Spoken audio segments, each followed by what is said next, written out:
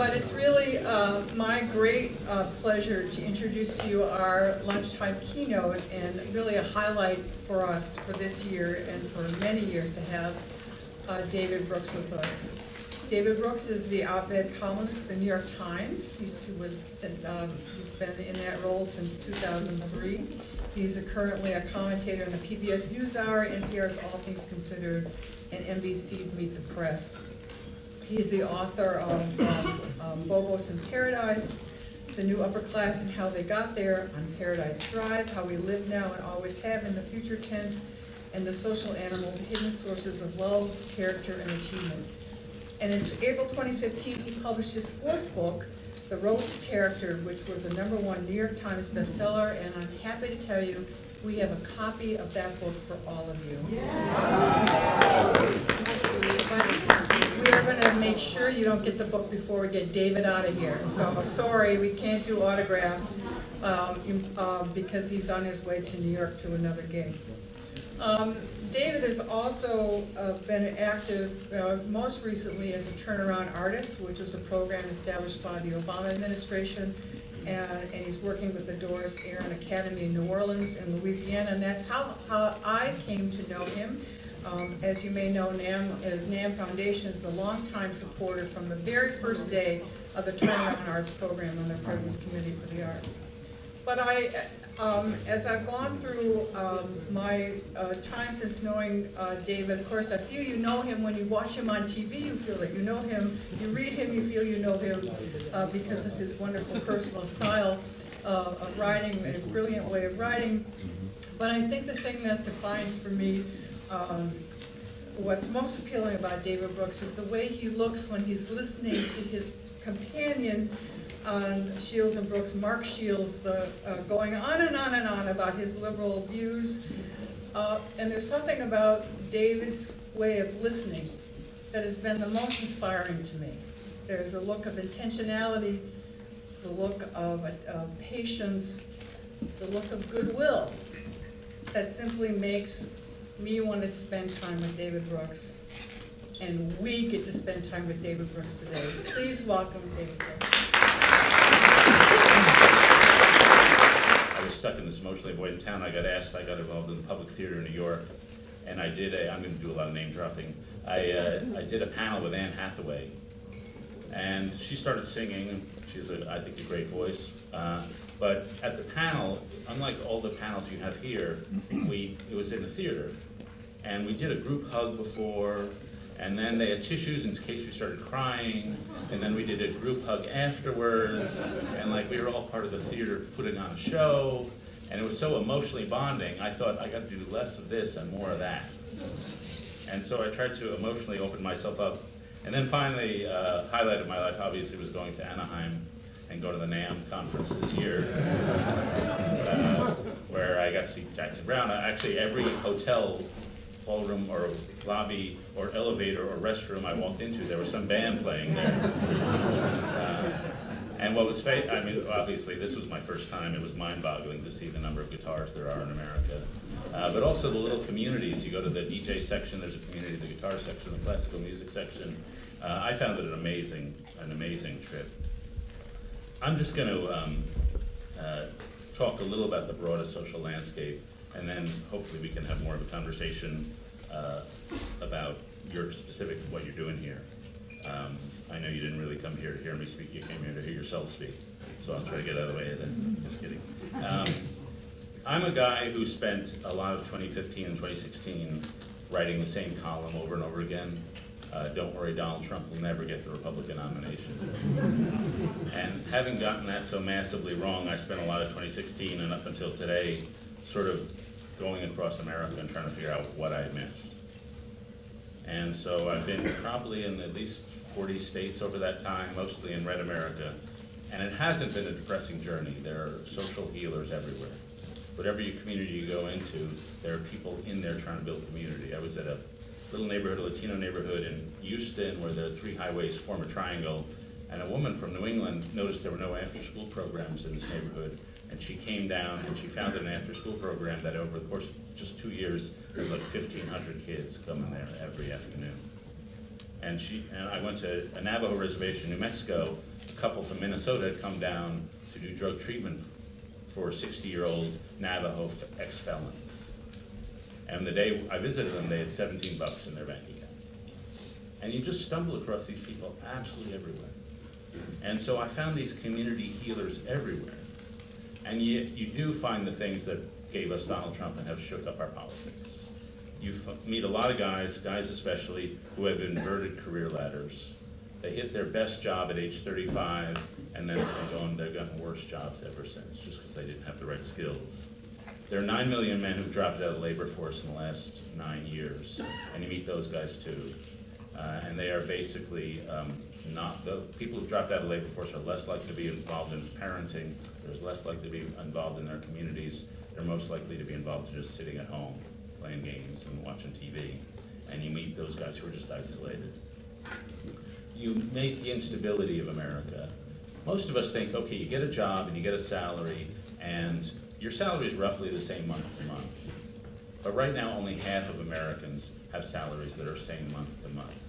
Most people have a freelance job, another job, and so their salaries vary widely month to month, giving this insane sense of instability and insecurity. But to me, mostly what you see is social isolation. Just so many people falling through the cracks. A generation ago, 8% of Americans lived alone, now it's 28% live alone. A loss of social trust. A generation ago, if you ask people, do you trust your neighbors to do the right thing? The majority of people said, yeah, I trust my neighbors. Now only 32% say I trust my neighbors, and only 19% of millennials. Decline in family. In 1970, 11% of kids were born to single parents. Now it's 40%.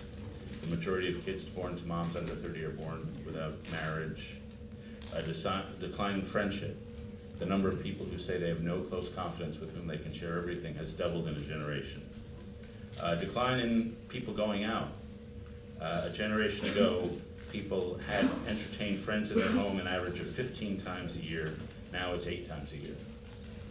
So there's just been a decrease in social connection. The fastest growing religious group is non-affiliated. The fastest growing political party is non-affiliated. There's been an epic rise in suicide. And suicide is a proxy for isolation. So now 25% more people commit suicide than die in car crashes in this country. And so that's all of this loss of social solidarity. And of course, all these problems are exacerbated along class lines. That people with college degrees basically have Ozzie and Harriet lives. People without college degrees have much more isolated lives on average. So the average college-educated parent invests $5,300 per year per kid in just extracurricular activities alone. After school sports, oboe practice, all that kind of stuff. Obviously, high school-educated parents can't afford that. As a result, childhood for those born into college-educated and non-college-educated looks radically different. College-educated kids of college-educated parents are 2 or 3 times more likely to play high school sports, to be captains of their teams, to involved in drama programs. If you come from a family making $96,000 a year, your odds of getting into college are 1 in 2. If you come from a family making $36,000, your odds are 1 in 17. Just radically different childhoods. And so partly as a result of these economic trends, we've got just this crisis of solidarity. I think this is because of the economy has just been punishing for people who don't have certain skills, but partly it's a series of bad ideas. I believe ideas drove history, and we as a culture and we as a society made a couple bad bets, and I put it sort of in intellectual terms. We bet on Descartes when we should have bet on Augustine. And by that I mean Descartes thought we were primarily reasoning creatures, rational creatures. Augustine thought we were primarily loving and desiring creatures. And we have an educational system that treats kids often as brains on a stick, just tries to download information into them without really arousing the longings of their hearts. And I want to talk about music education later in that regard. Second, we bet on Hobbes when we should have bet on Durkheim. That is, we conceive of society as a series of individuals, whereas Durkheim knew we were relationships first and individuals second. And third, we bet on Bentham when we should have bet on Viktor Frankl. Bentham built his whole philosophy on the idea that we're motivated by pleasure and pain. Viktor Frankl wrote a book called Man's Search for Meaning and said our primarily desire in life is for a life of purpose, to know what we're here for. And I actually do think that's a stronger motivation, and that people are willing to endure a lot of pain if they know why they're doing it. And so we've had, I think as a result of these social trends, these intellectual trends, these economic trends, not so much a falling apart of society, but a falling apart in faith, a faith in society. We have faith in institutions. If you ask people, do you trust the media, do you trust politics, do you trust schools, it's just plummeted. Faith in each other, that decline in social trust, faith in elites, faith in nation. And so we have, the Greek word is telos. What are you here for? What's your goal? What's your purpose? And I think we have a telos crisis. Nietzsche said, he who has a why can endure any how. Meaning, if you know why you're doing something, you can march through a lot of shit to get there. But if you don't know why, then when you get some bad things happening, everything falls apart. And I teach college students, and I stay in touch with them years after college, and so many of them have deep crises at age 23, 24, 25. Because they've been on this little achievement machine answering, how do I do this, how do I do this, how do they do this? They never took the time to ask, why am I doing this? And then when they get their first bad job, their first bad boss, their first romantic breakup, their first firing and failure, everything sort of falls apart. And as a result of this loss of faith, you see it in the change of behavior. First, we become a much less mobile country. We used to be the most mobile country on earth. People would move to opportunity. Now we've become middle of the pack in a generation, and the millennials are moving least of any generation in American history. I noticed in New Mexico, the unemployment rate for construction workers is 14%. In Colorado, it's 2%. And yet the unemployment workers there are still not moving up to Colorado because there's some loss of confidence, a loss of faith. Second, what you see everywhere, and what I saw everywhere on my trip, was just the drug problem, the opiate addiction. And opiate addiction is just a slow motion form of suicide caused by loss of faith in the future. And it's just people, you get a sense of people feeling betrayed, and you get a sense of a moral injury. It used to be you could say, hey, I'm not the richest person on earth, I'm not the most successful person on earth, but my neighbors can count on me. I have a role, and there's some respectability in that. Now, in part because of the celebrity culture, if you're not super famous and super rich, then you're nothing. And in part, people are just less plugged into things. I don't know when you felt most vital and alive in your life, but I've often felt it at times when my commitments are deeply fulfilled, and I'm deeply, intensely enmeshed in them. So I'm a writer. At age 7, I read a book called Paddington the Bear, and I decided I wanted to write. And I've probably written every day since then, but for maybe 100 in the course of my life. Remember in high school, I wanted to date some girl, and she didn't want to date me, she wanted to date some other guy. And I remember thinking, what is she thinking? I write way better than that guy.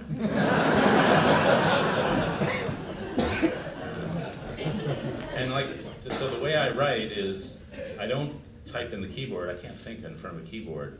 I have a very bad memory, so I have a notebook with me, and I write down all my thoughts on a notebook, and if I'm writing a column, I print them out. I'll have 200 pages of printed out material, and then I underline and mark up my pages.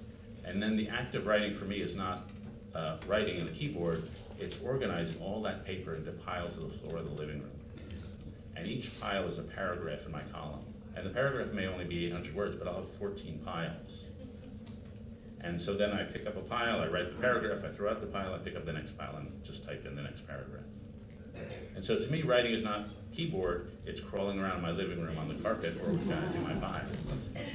And some days when the thoughts are coming and I'm writing down new things and I'm making new connections and organizing my files in different ways, that's the best part about my job. And that's when I'm intensely engaged in the act of my vocation. And that's like the best moment. For a lot of people, and for all of us, hopefully, it's family. I remember I do this show called The News Hour with Mark Shields, and about 10 years ago, I'm driving home, and I pulled into my driveway, which is in Bethesda, Maryland, then a suburb, And I see my kids who are like 12, 9, and 4 in the backyard. And they've got one of these supermarket balls and they're kicking it up in the air. And they're running across the yard to get to the ball first. And the 3 of them are just sprinting across the yard and tumbling over each other and laughing and giggling and then tickling each other and just having the greatest time. And it was one of those moments I pull up and I see this tableau of perfect family happiness just unexpectedly in front of me. And for some reason that day my lawn looked perfect and the summer sun was coming through the trees and everything was like perfect. And so I just sat there feeling sort of reality sort of washing over me and aware of a happiness that is more than anything I could possibly deserve. And that came from just being tightly anchored in family, something all parents have experienced.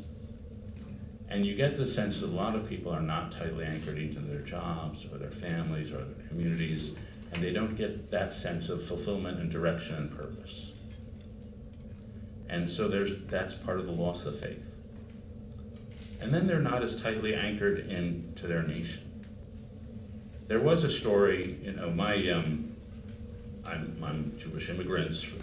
My great uncle came here and became in the 1920s, he became a silent film director. And he directed Westerns. And if you went to his apartment, which I did later when he was old, he had everything in the apartment was memorabilia he'd accumulated from the Old West. And so he had Custer like rifles and powder horns and chaps and lassos.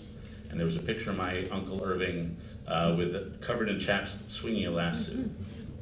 The guy never went west to the Hudson River. He had an image of what America should be and what he believed in with all his might, but he was too scared to leave Manhattan. He went to Atlantic City, where they filmed the movies in those days. And that was sort of a thing, a belief in America. If you know the song Yankee Doodle Dandy, Irving Berlin was not Yankee Doodle Dandy, he was another Jewish kid trying to imagine what America should be. And we used to have a story that connected us all together as Americans. And to me, it was an Exodus story.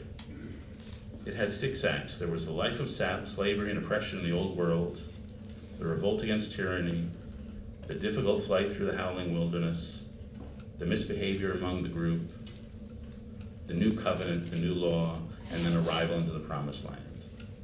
And the Puritans saw themselves as part of this story. The founding fathers wanted to put Moses on the Great Seal of the United States because they saw themselves as part of this story. Frederick Douglass saw himself as this part of this story. Martin Luther King and the civil rights leaders used Exodus more than anything else to inspire them on their journey and on their marches. And this was a unifying story. And we could have bad times in America or good times, but we felt ourselves to be a chosen people, what Lincoln called the last great hope of earth. And so even if we were disjointed in our past, if we had slavery and oppression in our past, we were united by a common future. And that story held the country together in a lot of political difficulties and a lot of hard times. But that went away too. And so now we have stories that are a little different. On the right, you tend to see the individualist story, which is we're individual taxpayers in a globalized world, in a world of capitalism. On the left, you tend to see, especially if you're on campus, a group story, that we're members of our ethnic identities, and that each identity is what really defines us, our minority group, and history is a story of oppression. And those different stories, in a sense, tore away from the national story. And a lot of people didn't have a sense of what the national story is. And so what I've tried to describe so far is a country that's socially isolated, lost faith in a lot of its deepest commitments and a lot of deepest joys, and has lost sense of national cohesion. And I think all of this was revealed in 2016 in the starkest terms, and it was revealed by Donald Trump to his credit. He understood a few things. First, he did have a nationalist narrative. And the narrative is that we are blood and soil Americans, the common people are the heart of the country, and we're being invaded by outsiders. It's not a typically American version of what a national story should be. It's really sort of a Russian story. That's how the Russian national identity, blood and soil. But he used that narrative and he united a lot of people. Second, he gave people a sense of the past that was lost and receding. a sense of nostalgia for something that was being lost. And that appealed to a lot of people. He ran against the country's establishment and elite, which, and I'm, New York Times, I'm part of it, but it is an elite that has lost touch with a lot of middle-class Americans, that can't name the military insignia, that can't name a NASCAR driver, that doesn't know country music, that has lost touch, and that meanwhile has erected all sorts of means to secure its own privilege, whether it's in college admissions, whether it's in zoning regulations for our neighborhoods, whether it's our ability to get our own kids internships at the good jobs for free that other people don't have access to. And he marshaled that. And so Trump, and then finally he just spoke more clearly than anybody else. As a communication strategy, it has become the norm to speak in abstract terms, and he violates that. And he upended the entire industry of political consultants in about 6 months. And so he won. And so we're at this moment where our weaknesses as a country have been exposed. And I think what's happened over the last 4 months is that the administration has walked into failure. And I think it's failed, and I think almost irredeemably, for a number of reasons. One, it turned out there were no Trumpians to actually man an administration. That Trump at its best, and I try to, whenever I think of the election, I'm not a Trump fan. Whenever I think about the election, I try to think of the best Trump voter.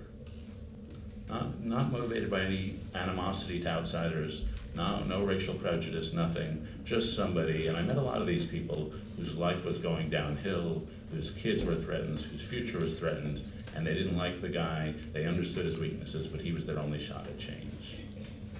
And servicing those people strikes me as a noble thing to do.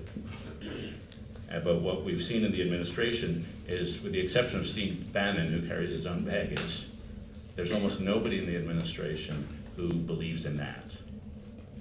And so they've reverted from a populist campaign to a pretty conventional neo-Reaganite set of policies. And today's budget exemplifies that more than anything. Second, just a level of incompetence that I think a lot of us were sort of prepared for, but even has surpassed our expectations. When you lay out a policy, if you're in the congressional office, let alone in the White House, there's a certain set of things that you do. You have a legal process to see if the policy passes, how it fits in with current law. You lay out a communication strategies. You get some economists to run the economic numbers. You get some wonks to do your detailed policy proposal. Time after time and time in this administration, nobody does that. There's just no process. It's just a random guy with a phone. The third thing that has happened, especially in the last 2 or 3 weeks, and you have to live in Washington and be in Republican circles to appreciate the strength of this, is the intense dissatisfaction from the White House staff to the president himself, and their growing and more verbal contempt for him. And believe me, you can't appreciate how unusual that is in Washington. People, when they go to work in the White House, they don't go it because they make a lot of money, they don't go it because it's going to be short hours that they're ever going to get to see their family. They do it because there's almost a love affair with the president. I remember in the Obama administration, I was interviewing somebody in the White House, and you could hear the chopper whir in the back, and the president was walking out to go get in the chopper, and the guy interrupted his interview so he could turn around and look out the window and see the president's back for 20 seconds. He just wanted to see him. Think of yourself as the biggest crush you ever had in 5th grade. That's why people go to the White House.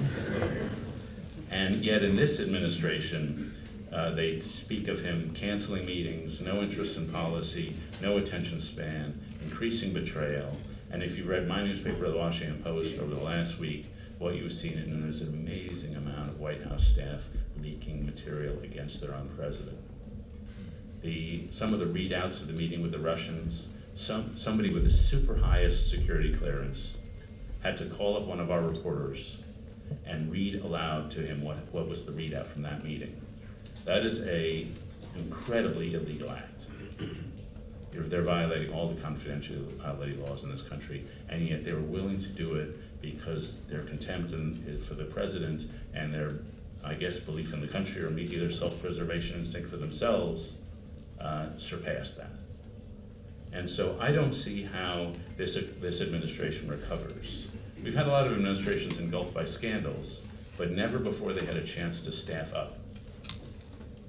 And so there are hundreds of jobs, thousands of jobs that are unfilled in this administration. I can't imagine how they're going to get good people to go in those jobs. And as the current group leave, which many are thinking of doing, I don't know how they're going to fill it. And so that's why I say I don't see how the Trump administration recovers and becomes an effective governing unit. So that leaves us in the position of exposing what was wrong with this country. And then the Trump administration, which to me is the wrong answer to the right question. And so that leaves us to the future in the act of rebuilding and restoration. And I would say we have 3 rebuildings to do. One is to rebuild that national narrative. What is the story that joins us all together? Trump at least had one. And the people who want to come after, on right or left, have to have a national narrative. Personally, I go back to Alexander Hamilton. Not only because I'm involved with the Public Theater, which did the show Hamilton, but if you saw the show or listened to the music or have read about Hamilton, you know when he was 12, his dad had split a long time ago. When he was 12, his mom died. He was adopted by his uncle who committed suicide in about a year. He was adopted by his grandparents who died within a year. By 14, he'd lost everything. And he came to the United States. By 25, he was George Washington's chief of staff and war hero.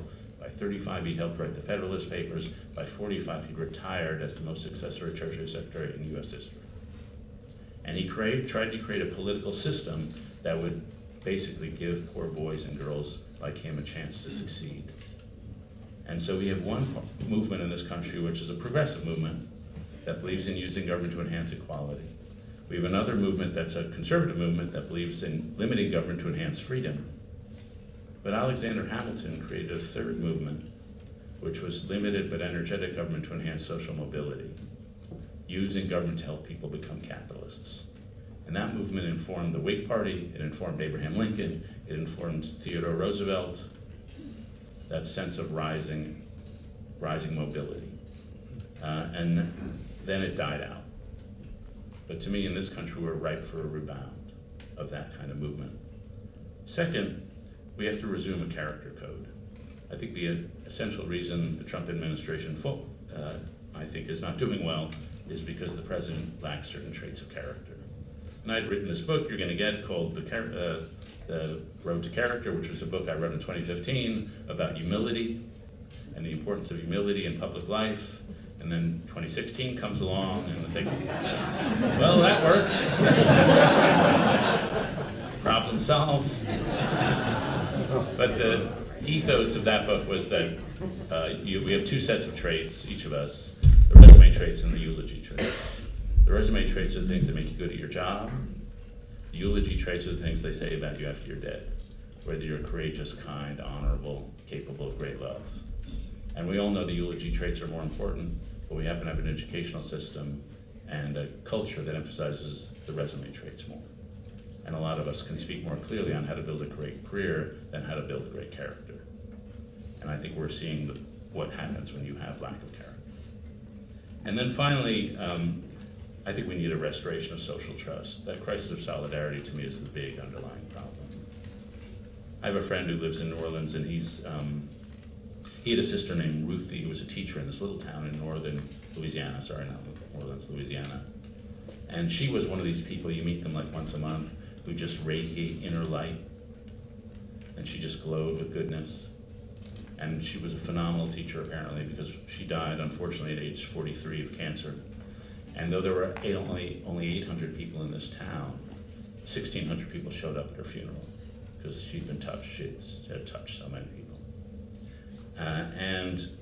She was someone who loved to go barefoot, so her husband, who was a firefighter, had his men carry her casket to the grave barefoot through the grass. And one of the things she did was on Christmas Eve, she thought the dead of the town should be remembered. And so she would go to the town cemetery and she would light a candle and put a candle on each gravestone. And she died just before Christmas. And on Christmas Eve, my friend Rod was with his mom and the surviving brother, And he said to the family, you know, it's Christmas Eve, should we do what Ruth used to do and go to the great cemetery and put the candles up there? And his mom said, you know, in future years I would do that, I'd love to do that. But this year it's just too close, I just couldn't get through it. And so they said, okay, we'll take a year off. But instead they were driving to another family member's house, and they drove by the cemetery, and they looked up and they saw that somebody else had put a candle in every gravestone. And to me, that's a story that illustrates how communities work, how the standards are set, how people pick each other up, and how you get the sort of embeddedness that I was talking about earlier. And restoring that sense of community and that sense of connection is, to me, the big task ahead of us. And it's sort of a national task, but I think it's mostly an organizational and a personal task. There are some organizations that are just thick, and they leave a mark on you. And some are not. Some are thin. You pass through them and they don't make an effect. And thick organizations usually have a place where you meet face to face. They usually have a sacred origin story. They usually have acts you're doing in common. They usually involve music, because it's very hard to be non-intimate with somebody when you're doing music together. And they create the kind of impact that marks people for life. And then finally, I do think it's just being able to go through the world in a way that is open to intimacy. My students, a lot of them are not open to intimacy. I teach at Yale, I only teach at schools I couldn't have gotten into. And they're great kids, they're super high achievers. But they're very time pressured. They have decided early on and through their college years, they just don't have time for intimate relationships because there's so much they have to do. And so very few of them have any serious relationships. And a lot of them are a little emotionally closed off. And I tell them this story, and this was told to me by my wife. It's about a hairdresser she had in Houston, a guy named David. And a woman was living in Houston, and she was a concert pianist, and she was moving to San Francisco to be with her fiance, and she was going to get married. But before she moved, she thought she'd get her hair done. So she goes into David's salon, and she sees David who's cutting somebody else's hair. She goes back to the changing room and calls her mom while she's putting on her gown and says, I've just seen the man I'm actually going to marry. And she gets out, she gets her hair washed, gets in the chair, he's cutting her hair, and David's asking her about her life, and she says to him, you know, I'm a pianist, I'm moving to San Francisco to be with my fiance, and we were going to get married, but I won't do it if you'll marry me. This is a true story. And David looks down at his scissors, and as he told my wife, I never felt more free than I did at that moment. And he said to her, it's a deal. And they've been married 18 years. And not all of us are going to have that dramatic and messy story. But the one thing I did want to say about music education, and we can talk more about it, is that I'm a big believer. Plato had this concept of the ladder of loves. That what you do to educate the young, he said, is to introduce them to different beauties. And if you see a beautiful face, then you appreciate that, and that reminds you of a higher beauty, which is a beautiful idea. And then if you see a beautiful idea, you become aware of a higher beauty, which is a socially just society. And then if you see that, you become aware of a higher beauty, which is sort of a musical beauty, which is like a harmony of soul. And then if you see that beauty, you can climb up to the highest beauty, which in Plato's words was the transcendent beauty that covers all of creation, from which nothing can be taken and to which nothing can be added. And educating students in beauty and getting them to fall in love with things and creating the sort of people who are open to love and who could talk about it is, to me, the big lack in our educational system. And music is a piece of that, whether it's for 5-year-olds, for 17-year-olds, or even middle-aged white